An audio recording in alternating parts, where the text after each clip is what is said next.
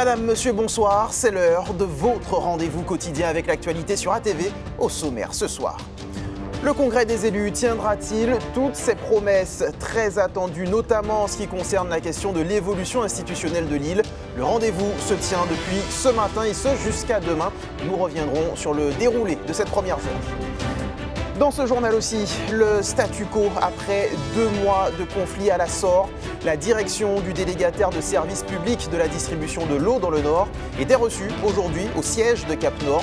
Pour quels résultats? Éléments de réponse dans quelques minutes. Enfin, Thilo Bertolo présente Hybrida sur la scène de Tropicatrium. Le jeune batteur se produira demain dans le cadre des Jeudi Musique. Nous sommes allés à la rencontre du virtuose martiniquais. L'organisation du rendez-vous a déjà fait couler beaucoup d'encre. Le congrès des élus de Martinique a débuté ce matin à l'hôtel de l'Assemblée. Parlementaires, maires, conseillers exécutifs et de l'Assemblée sont réunis pendant 2 jours pour évoquer l'avenir de l'île. Le reportage de Ryan Agnès. Le congrès des élus de Martinique se tient ici, à la collectivité territoriale à Fort-de-France. Pendant 2 jours, les parlementaires, les maires, les conseillers territoriaux, mais aussi plusieurs responsables de différents partis politiques débattront de l'avenir institutionnel de l'île, notamment de la possibilité pour la Martinique d'obtenir un pouvoir normatif, c'est-à-dire la capacité d'adapter certaines lois nationales aux réalités locales. À l'heure où la relation avec l'État est questionnée, les élus martiniquais se réunissent pour tracer un nouveau cap. On n'a jamais connu un niveau aussi important de représentation de la population dans l'Assemblée. Sur 81 élus obtenus des cumuls, il y a près de 64 à 65 présents. Une première au sein de la CTM qui réunit députés, élus locaux, partis politiques de tous bords et même syndicats. Ces 2 jours de débat tourneront autour de 4 grands axes: le renforcement de l'autonomie productive du territoire, le renforcement des enjeux environnementaux, le positionnement économique de la Martinique au cœur de la Caraïbe et la garantie de l'équité, de l'inclusion et de l'émancipation collective. Des sujets qui animent déjà les propos introductifs d'aujourd'hui. On a parlé beaucoup de questions liées à l'éducation, liées à l'accès au foncier, liées au transport, liées au pouvoir fiscal. Il y a un certain nombre de sujets qui préoccupent les élus, qui préoccupent aussi la population, même si elle n'a pas toujours le sentiment d'y être directement liée, mais qui demeurent essentiels et sur lesquels il faut qu'on arrive à avancer d'un commun accord, même si cet accord il ne sera pas parfait à 100%. Un accord qui va devoir attendre l'avis et le positionnement de chacun. Pour ce premier jour, certains désaccords se sont déjà ressentis, notamment entre Jean-Philippe Nilor et Justin Pamphile. Des échanges qui n'inquiètent pourtant pas les autres intervenants. Je ne sens pas une assemblée tendue sur le sujet essentiel du jour. Il y a un vrai constat qu'il existe un certain nombre de verrous qui bloquent certaines situations et que personne ne peut se priver de souhaiter que ces verrous-là soient plus souples et nous permettent de desserrer les taux sur le quotidien. De son côté, Serge Letchimy, lui, souhaite trouver un consensus entre les élus, tout en restant dans cet objectif d'autonomie. La difficulté, c'est qu'il faut qu'on trouve des solutions extrêmement fines et précises, sans être dans le doctrinal, c'est-à-dire vouloir avoir son propre combat d'autonomie, son propre combat pour l'indépendance, donc converger vers quelque chose de précieux. Et pour nous, ce qui peut être accepté par la population à terme, parce que c'est la population qui va se prononcer, à terme, c'est d'aller vers une conjugaison du droit à l'égalité et du droit à la différence, des deux. Les débats ont en tout cas continué jusqu'à ce soir et reprendront dès demain à 9h. À la une aussi de l'actualité, une nouvelle réunion ce matin entre la direction de la SOR et les élus de Cap-Nord. Une rencontre très attendue étant donné le contexte tendu depuis le 11 août dernier et le début d'un mouvement de grève. Pour l'heure, toujours pas de fin de conflit à l'horizon. On fait le point avec Hélène Sérignac. Après plus de 2 heures de négociations dans la salle de réunion de Cap-Nord, les élus et la direction de la SOR sortent enfin. Les salariés à l'extérieur espéraient l'annonce du paiement de leur jour de grève. Une énième réunion est proposée. Nous avons demandé la SOR de convoquer les 48 agents transférés de la SOR et puis secrétaire général. Pour nous parler d'abord entre nous, pour nous comprendre un certain nombre de bagailles et puis à partir de réunion, nous allons Regardez qui suite nous capables. Du côté des syndicats, beaucoup de fermeté. Une réponse commune doit être apportée à tous les salariés. La proposition qui nous est faite de rencontrer les 47 salariés qui sont issus de la SME de par le contrat de délégation de service public avec la SOR et de vérifier s'ils ont bien perçu les 3 000 € et ainsi de suite. Ce que nous disons, quand bien même on peut discuter de ces salariés-là, c'est l'ensemble des salariés de la SOR qui est l'entité qui a pris la délégation de service public qui est concernée, à savoir les 47 transférés, plus ceux qui étaient déjà présents. Ce qui veut dire qu'aujourd'hui, on ne va pas se contenter d'une solution partielle. Après ces 2 mois de grève, les négociations se poursuivent, donc aucune rupture de contrat n'est envisagée entre Cap-Nord et la SOR à ce jour. Pour le moment, je n'ai pas entendu au niveau de la présidence de Cap-Nord ni des élus présents qu'il y avait une rupture envisagée.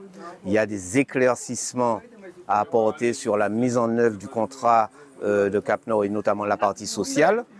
Nous entendons apporter tous les éléments que nous avons en main, comme nous l'avons fait hier avec le préfet, mais nous entendons aussi que ce ne soit pas une seule partie qui pèse parce qu'elle pèse un poids financier. Les membres de la direction de la SOR n'ont pas tenu à s'exprimer. Nous l'évoquions hier, la tempête tropicale Jerry poursuit sa course au nord de l'arc antillais. Ses effets pourraient se faire ressentir chez nous à partir de demain après-midi, principalement sous la forme de fortes pluies avec un risque de vagues submersives. Les précisions face à la caméra d'Hélène Sirignac.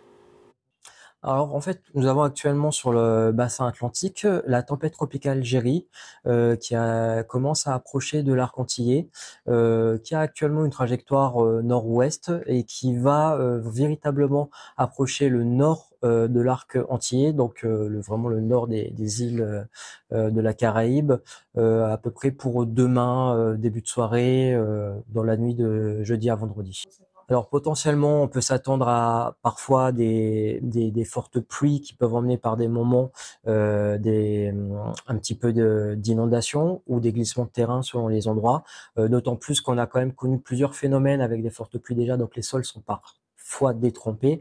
Donc c'est pour cela que les pluies apportées par Jerry éventuellement peuvent emmener quelques conséquences sur nos territoires. Au 2e jour du procès en appel de Félix Julien Xavier, le prévenu a été entendu à la barre. Il nie toujours son implication dans le meurtre de Johan Darvin en octobre 2017. Pour rappel, la victime a été abattue de 2 balles dans la tête à Fort-de-France. Le compte-rendu d'audience de Diana François-Eudoxie. Des témoins qui ont changé de version, convaincus de l'innocence de l'accusé, et une ex-compagne qui affirme qu'il était présent avec elle le soir des faits. Mais la famille de Johan Darvin, elle, attend depuis près de 8 ans, je cite, que justice soit faite. On était détruit, la première phrase de la sœur de la victime lorsqu'on lui demande son sentiment après l'acquittement de Félix Julien Xavier en première instance. Jugé en appel aujourd'hui, il est accusé du meurtre de Johan Darvin, décédé après avoir reçu 2 balles dans la tête au quartier Hydrobase à Fort-de-France en 2017. Ce matin a eu lieu son interrogatoire de personnalité. Selon 2 différents experts en psychologie, les rapports de la personnalité de l'accusé sont contradictoires. Donc on a 2 visages. Un visage du premier expert qui va montrer que c'est un individu moyen, lambda, donc avec ses forces et ses faiblesses. Et un deuxième expert qui va montrer que c'est quelqu'un quand même qui a beaucoup de méchanceté. Hier, des témoins proches de l'accusé ont totalement changé de version comparé à leurs premières auditions. Ils innocentent totalement Félix Julien Xavier en accusant un dénommé Chouz. Cet homme d'origine sainte-lucienne serait réputé comme étant un tueur à gages. Mais coup du sort, il serait décédé d'un accident de moto à Sainte-Lucie. On va charger cette personne qui est décédée et c'est un argument de la défense. Je vois venir la défense sur ce point-là. Mais on a 3 témoins qui reviennent systématiquement sur leur déposition au motif. Et chacun a des motifs pour revenir. Celui-là parce qu'il a eu un accident de la circulation, donc il a perdu un peu la mémoire. L'autre, il a perdu des membres de sa famille, ça l'a un peu perturbé, donc il a dit des choses, mais c'est parce qu'il a voulu dire, si on n'a pas compris ce qu'il a voulu dire, donc voilà. Donc chacun se défend comme il peut. Mais en réalité, elle n'avait aucun intérêt, elle ne connaissait pas la victime. Donc, sauf s'il y avait un contrat, s'il y a un contrat, il y a un commanditaire. Entendu cet après-midi, l'accusé continue de clamer son innocence. Demain, le procès se clôture avec les plaidoiries, les réquisitions et le délibéré. On poursuit avec la 20e édition du Salon de l'immobilier, du logement et du crédit. Il se tiendra vendredi et samedi au Palais des Congrès de Madiana. On en parle avec l'organisateur du rendez-vous, le directeur d'OpenSoft System.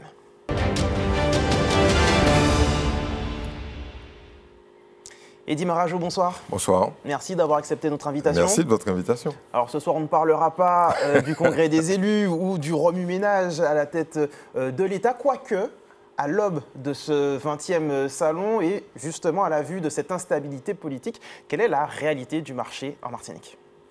Alors, le marché de l'immobilier en Martinique, c'est quelque chose de considérable. C'est l'un des premiers secteurs de l'investissement. Je ne vais pas vous inonder de chiffres, hein, mais il y a plus de 200 000 logements en Martinique. Il y a plus de entre 2000 et 3000 logements autorisés en construction chaque année. À ça s'ajoutent les ventes du marché de l'ancien. C'est considérable. Et d'ailleurs, on a des doutes quand on voit l'explosion du parc immobilier sur la réalité de la baisse de la population, parce qu'on se demande, mais qui est-ce qui habite ces logements? Parce que tous les logements ne sont pas vides, bien évidemment. Bon, donc nous, on a pris l'ambition on a l'ambition depuis 20 ans de réunir dans un petit cocon, donc ce n'est pas un salon où il y a 20 000 personnes, hein, ce n'est pas le salon du voyage, mais où les professionnels de l'immobilier, du crédit, les banques sont présentes. Très important. Et donc de la construction, échangent avec des candidats à la vente, à l'achat, à l'aménagement, à la réhabilitation de leur logement. Tout ça dans une ambiance un peu conviviale, un peu cocooning à Madiana. Quels sont ces candidats? Quels sont les profils de candidats? Allez, déjà à l'achat, aujourd'hui, le Martiniquais moyen a-t-il les moyens, justement, d'acheter, d'acquérir une nouvelle maison, de faire construire? Alors, on va vous donner des tarifs, comme ça, les gens sont persuadés qu'une maison, aujourd'hui, ça coûte, 300 000 ou 400 000 euros. Il y a des tarifs qui sont beaucoup plus bas. Alors, je les invite à venir, parce qu'ils vont découvrir des produits un peu spécifiques salon, parce que vous imaginez bien que les professionnels attendent le salon pour faire des affaires et des promos. Mais surtout, il y a un élément qui est extrêmement intéressant, c'est que l'offre de l'ancien, donc à réhabiliter, apparaît de manière assez massive sur le marché. Donc, on peut effectivement avoir une maison neuve pour 150 000 à 200 000 euros, ce qui est des prix revus un peu à la baisse, hein, parce qu'on avait exagéré au cours des 5 dernières années, mais là, on devient un peu plus raisonnable. Bon, c'était lié aussi à l'inflation, hein, tous les matériaux avaient explosé. Mais surtout, ce qui est intéressant, c'est que la mise sur le marché d'un nombre très important de villas à réhabiliter fait baisser le coût, tout simplement parce qu'on a une population qui vieillit et les couples ou les personnes seules de plus de 80 ans ne veulent pas ou ne peuvent pas rester dans des villas. Donc les villas sont remises sur le marché. Alors soit elles donnent des immeubles, soit elles donnent des villas réhabilitées. On parle d'une baisse de coûts, mais de l'autre côté, il y a des craintes, notamment au taux d'emprunt, les crédits, et j'en parlais donc il y a quelques instants, l'instabilité politique qui règne actuellement n'est pas forcément favorable à des taux à la baisse. Oui, alors, globalement, la tendance, c'est quand même au recul. Hein. Les salons de l'immobilier 2022, 2023, 2024, les banquiers nous ont dit c'est pas la peine, on a des tarifs qui sont trop élevés pour les ce qu'on appelle les primo-accédants, c'est-à-dire les jeunes qui, pour la première fois, envisagent d'acheter. Aujourd'hui, on est redescendu sous des seuils acceptables, donc elles sont revenues et elles proposent des taux qui sont beaucoup plus bas que ceux qu'on avait il y a 2 ans.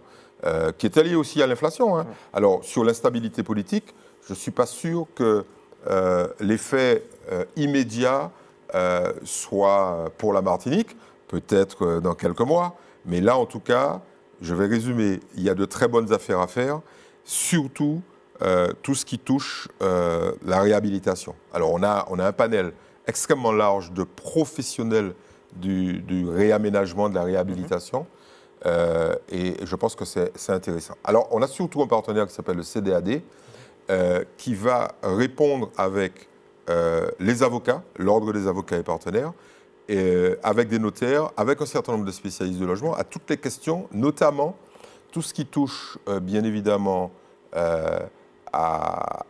au problème de succession. C'était justement la prochaine question. Désolé.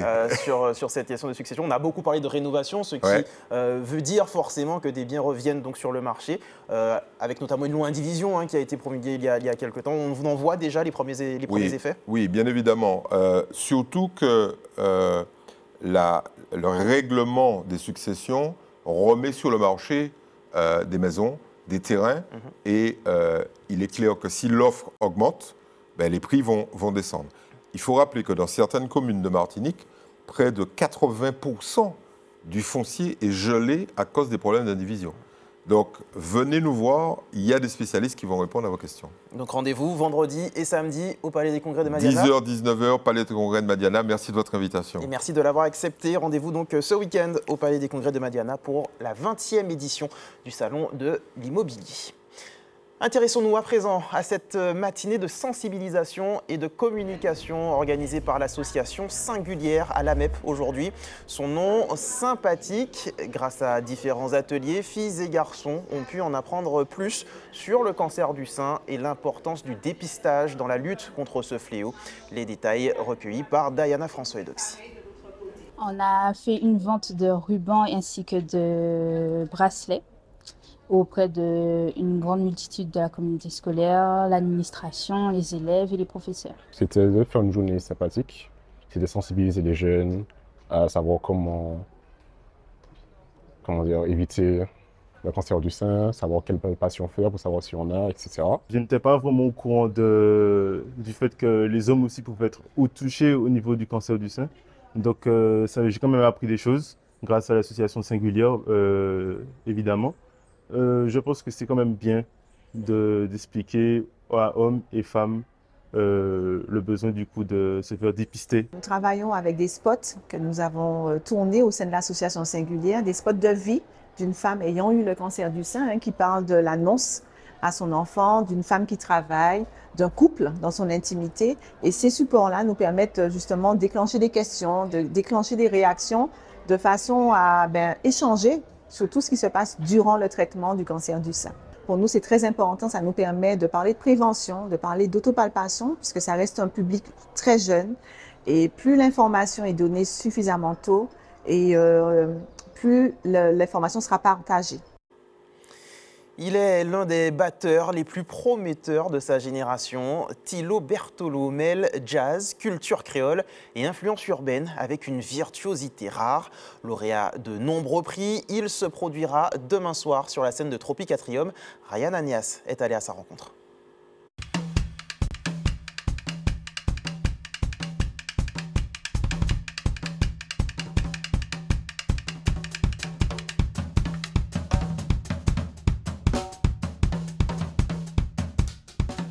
Comme son nom l'indique, c'est un peu le croisement de plusieurs sujets. En général, on parle de croisement entre des animaux, des plantes. Mais sur le plan musical, je pense que c'est surtout le croisement de plusieurs influences, que ça soit traditionnel ou moderne. Donc le concept, le but de ce projet, c'est vraiment d'expérimenter différents styles de musique. Ça peut être du jazz, du zouk, du chata par exemple, du hip-hop, etc.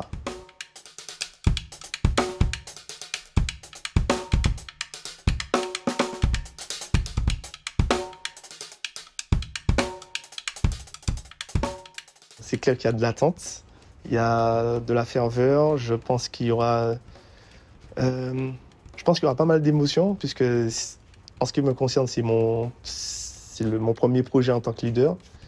Et je pense qu'il y aura il y aura la famille, les amis. Et je pense qu'il y a beaucoup de personnes qui seront enthousiastes de voir ce projet. J'espère que c'est le début peut-être de nouveaux chapitres et d'une belle aventure avec ce projet-là. Et on reste sous les feux des projecteurs. Dernière ligne droite pour la première partie de l'élection Miss Grand International. Si vous souhaitez propulser notre représentante Axelle René dans le top 20 de la compétition, allez voter pour elle sur les réseaux sociaux et sur le site internet de Miss Grand International. Elle compte sur vous. Comme chaque soir, on regarde ensemble le calendrier de l'EFS. Demain, vous pourrez donner votre sang sur le parking du centre commercial Cluny à Schœlcher de 8h30 à 14h. Autre possibilité, la Maison du Don, immeuble Le Fils, quartier Dillon à Fort-de-France de 11h30 à 17h30. Avant de se quitter, je vous rappelle la principale information de ce journal. Coup d'envoi du congrès des élus de Martinique ce matin à l'hôtel de l'Assemblée. Pendant 2 jours, parlementaires, maires, conseillers exécutifs et de l'Assemblée doivent échanger sur l'avenir du territoire avec en toile de fond la question de l'évolution institutionnelle. Ça y est, c'est la fin de cette édition. Merci de l'avoir suivi en notre compagnie. L'actualité continue sur nos réseaux sociaux et notre chaîne YouTube. Quant à moi, je vous donne rendez-vous demain, même heure. Passez une excellente soirée sur ATV.